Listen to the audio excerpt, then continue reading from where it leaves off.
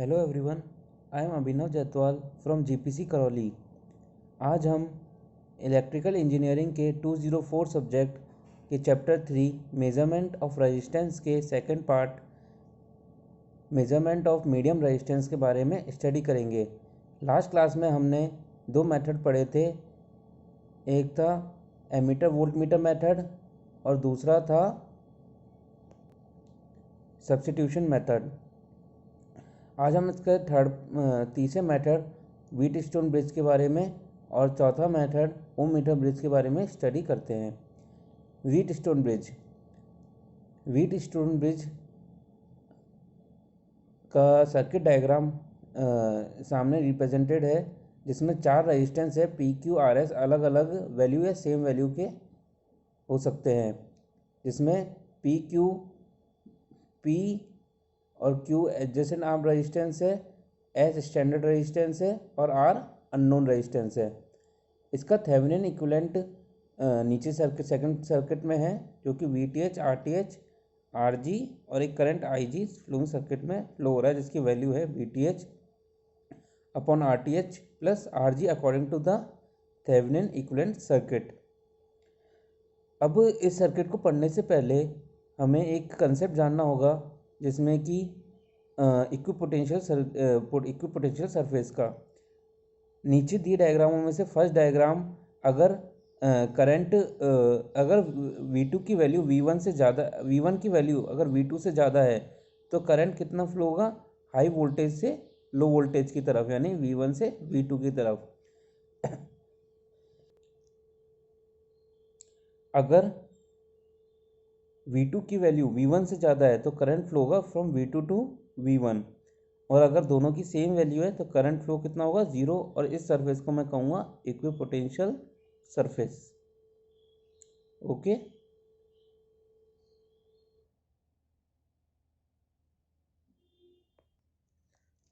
अगर हमें current flow zero करवाना है डिटेक्टर से, तो फिर बैलेंस कंडीशन में डिटेक्टर में करंट फ्लो ज़ीरो होना चाहिए, ताकि मैं अननोन रेजिस्टेंस R को मेज़र कर सकूं। At balance condition, the current flowing through the galvanometer is zero. To obtain the balance condition, we should write expression for galvanometer current and equate it to zero, which gives the balance condition.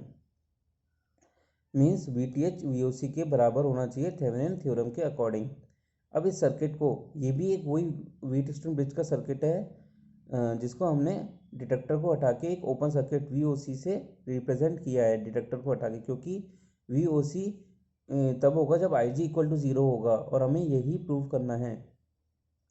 अब जैसे कि हमने equipotential surface के concept में पढ़ा था कि अगर दोनों वोल्टेज सेम है तो करंट फ्लो ज़ीरो होगा।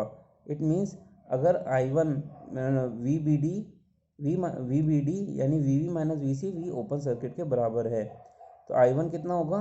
V upon P plus R, और I2 V upon Q plus R। VB कितना होगा? I1 इंटू R, और VD I2 इंटू S, और VTH कितना है? VB माइनस VD, यानी कि फ्रॉम अबव इक्वेशंस VB की जगह मैं रिप्लेस करूँगा I1 इंटू R और VD की जगह I2 इंटू S। तो अब हम देखते हैं इसको फर्दर सॉल्व करके। I1 कितना है? V upon P plus R, और I2 V upon Q plus S। Now VTH is equal to V into R upon P plus R minus V upon Q plus S multiply with S. Now VOC is equal to VTH, which gives V into RQ minus PS upon P plus R by Q plus R. ये हमारा होगा VOC यानी VTH। अब हम RTH calculate करेंगे। RTH calculate करने से के लिए क्या होगा? VS को ओपन सर्किट करना पड़ेगा, तो VBD कितना होगा? RTH कितना होगा? P into R upon P plus R plus Q into S upon Q plus S।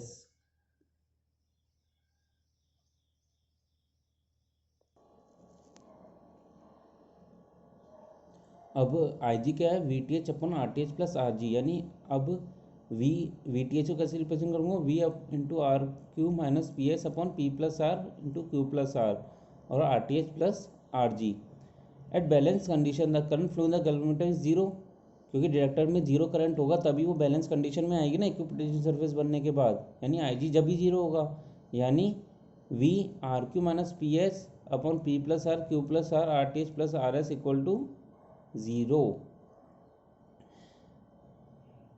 which gives v into rq minus ps equal to 0, rq minus ps equal to 0, r is equal to p by q into s। यानी r की value अगर इतनी है तो मैं wheat stone bridge को कहूँगा कि ये एक बैलेंस कंडीशन में है, यानी डिटेक्टर में करंट कितना फ्लो हो रहा है, zero. Now the current flowing through the calculator is zero at balance condition, I G equal to zero, V T H is equal to zero, V B D is equal to zero, यानी V B is equal to B D. At balance condition the current flowing the calculator is independent of internal resistance, यानी detector के अंदर जो भी current जो भी resistance होगा वो इस इक्वेशन में कहीं भी काम नहीं आएगा और वो हमेशा ज़ीरो की तरह रिप्रेजेंट होगा। ओके, अब व्हीट स्टोन ब्रिज का हम एक न्यूमेरिकल करके देखते हैं। The question is for the bridge circuit shown in the figure find the unknown resistance at balance condition. At balance condition now question है जो पी क्यू आर एस वो है P is equal to 10 m, Q equal to 8 ohm, R is unknown and S standard resistance is 2 ohm. तो R कितना होगा, जैसे मैंने पढ़ा था P into Q by S, P into Q यानी 10 इंटू 2 बाय 8, ओके, यानी 20/8। एक और क्वेश्चन देखते हैं अब हम। For the bridge circuit shown in the figure current flowing through the galvanometer is if the internal resistance of galvanometer is doubled। जैसा कि हमने पढ़ा था अभी एक पॉइंट में कि इंटरनल रेजिस्टेंस ऑफ गैल्वेनोमीटर कुछ भी हो उससे कोई फर्क नहीं पड़ेगा उसके मेजरमेंट ऑफ रेजिस्टेंस के रीडिंग में, यानी डिटेक्टर के रेजिस्टेंस इज इंडिपेंडेंट होता है मेजरमेंट ऑफ रेजिस्टेंस के। यानी अब क्वेश्चन में बोल रहा है कि internal resistance of galvanometer double कर दिया तो मेरे पास कितना फ़र्क पड़ेगा उसकी डिफ्लेक्शन में, ज़ीरो। ओके, तो ये एक कंसेप्ट था व्हीट स्टोन ब्रिज का for the measurement of medium resistance. अब हम पढ़ते हैं इसका fourth method, ohmmeter method. Wheatstone bridge में जब डिटेक्टर डिफ्लेक्ट होता है, जब डिटेक्टर में डिफ्लेक्शन से कोई मतलब नहीं होता, जब भी उसकी रीडिंग ज़ीरो होगी तब मेरे पास मेजरमेंट लेना है मेरे को व्हीट स्टोन ब्रिज में, यानी मैं इसको कहूँगा जब वो नल रीडिंग देता है, यानी नल detector method. Ohmmeter method है एक इंडिकेटिंग मेथड जब भी उसकी रीडिंग डिफ्लेक्ट होगी, और जब इसको मैं ओम मीटर मेथड से पता करूँगा।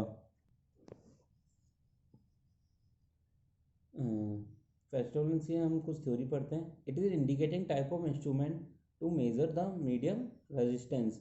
ये resistance is measure in terms of ohmmeter calibration. Ohmmeter method दो तरह के होते हैं, सीरीज ओम मीटर मेथड और शंट ओम मीटर मेथड। एक मीडियम रेजिस्टेंस के काम आने वाला इंडिकेटिंग मेथड है। पहला है series ohmmeter method. Series ohmmeter method का एक सर्किट डायग्राम सामने रिप्रेजेंट हो रखा है जिसमें एक एमीटर है, रेजिस्टेंस R2 है, रेजिस्टेंस R1, एक टेस्ट रेजिस्टेंस जो मेरे को मेज़र करना है, और एक supply voltage source Vs। R1 R2 constant resistance है, R1 is regulate current through ammeter, R2 is to get adjust in ammeter, यानी R1 से मैं एमीटर करंट को रेगुलेट करूँगा, R2 से एडजस्टमेंट करूँगा।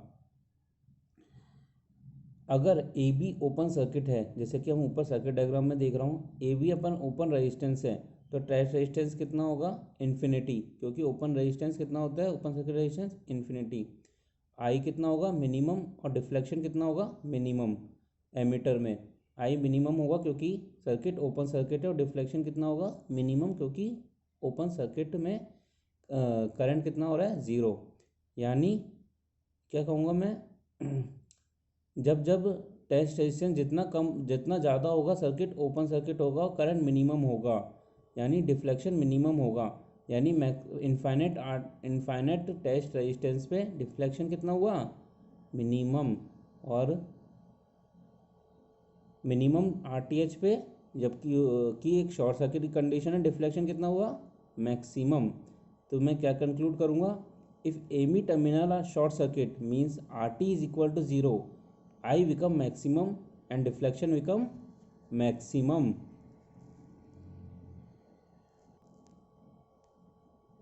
यानी if series ohmmeter deflection inversely proportional to test resistance, और इसका ग्राफ कैसा होगा, एक hyperbolic type. Now second method है शंट ओम मीटर मेथड।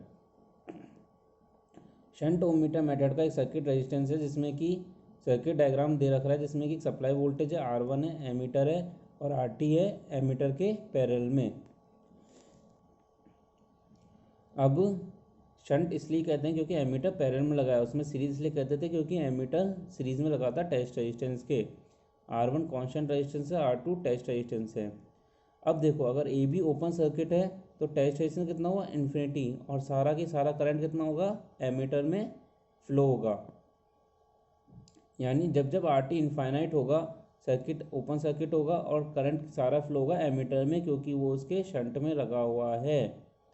यानी मैं कह सकता हूँ कि जब RT इनफाइनाइट होगा करंट इनफाइनाइट होगा, और जब RT ज़ीरो होगा, जो कि एक शॉर्ट सर्किट कंडीशन है, तो करंट ज़ीरो होगा, क्योंकि current low resistance path follow करेगा, और RT को शॉर्ट सर्किट करने पर वो एक low resistance path, zero resistance path होगा।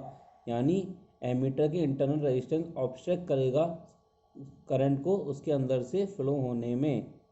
यानी सारा का सारा करंट कहाँ पे जाएगा, RT के through.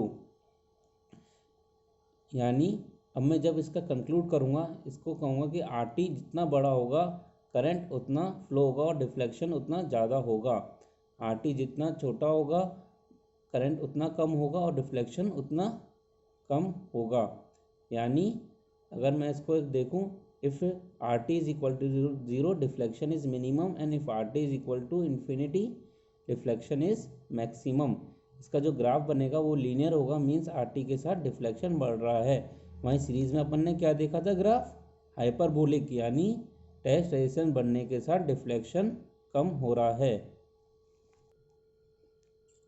In series ohmmeter method deflection is proportional to test resistance. If we draw the characteristic, we get the straight line passing through the origin. It can be used in the continuity test. So हमने अब तक जो चार method पढ़े हैं medium resistance के, वो कौन कौन से हैं। पहला है एमीटर वोल्ट मीटर मेथड, उसमें दो पार्ट्स थे, when test resistance is placed nearer to emitter और when test resistance is placed nearer to voltmeter. Second method हमने पढ़ा था substitution method. Third method Wheatstone meter, जो कि डिफ्लेक्शन मेथड है। और चौथा अभी हमने पढ़ा है ओम मीटर मेथड, जो कि दो तरह के होते हैं, शंट ओम मीटर और सीरीज ओम मीटर। तो इसी के साथ हमारा measurement of medium resistance over होता है, और अब हम नेक्स्ट क्लास में medium measurement of low resistance के बारे में डिस्कस करेंगे। So that's all for today. Thanks.